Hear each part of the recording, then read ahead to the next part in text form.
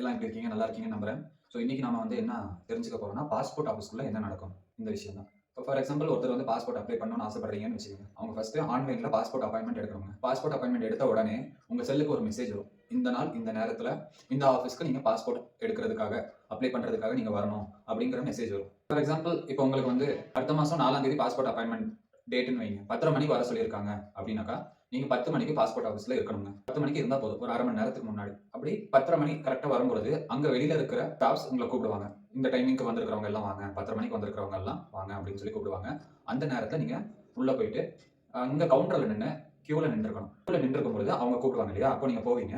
போய் உங்க ஃபைல்ஸ் எல்லாம் குடுப்பீங்க. அப்போ என்ன அவங்க பார்ப்பாங்கனாக்கா, ஆன்லைன்ல நீங்க குடுத்திருக்கிற டீடைல்ஸ் எல்லாம் கரெக்ட்டா, உங்க டாக்குமெண்ட்ஸ்ல இருக்கிற டீடைல்ஸ் எல்லாம் கரெக்ட்டான்னு பார்ப்பாங்க.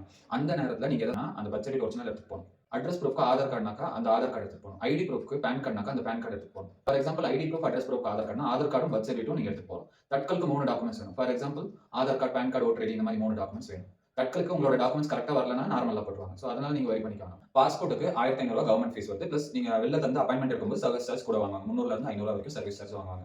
இதுதான் பாஸ்போர்ட் ஆஃபீஸ்க்குள்ள நடக்கிறது. பாஸ்போர்ட்க்கு வெளியில என்ன நடக்கும்னா, நீங்க ஒரு ப்ரௌசிங் சென்டர்லயோ இல்ல வந்து ஒரு காமன் சர்வீஸ் சென்டர்லயோ நீங்க போயிட்டு பாஸ்போர்ட் அப்பாயின்ட்மென்ட் எடுக்கணும். அப்பாயின்ட்மென்ட் எடுத்தீங்கன்னா இந்த நாள் இந்த நேரத்துல வர சொல்லுவாங்க. ரொம்ப சிம்பிள் ப்ரொசீஜர் தான். நீங்க 10th முடிச்சிருந்தீங்கன்னா 10th மார்க் ஷீட் எடுத்துட்டு போகணும் கண்டிப்பா. அப்பதான் அவங்க ECNR கேட்டகரி பாஸ்போர்ட் குடுப்பாங்க.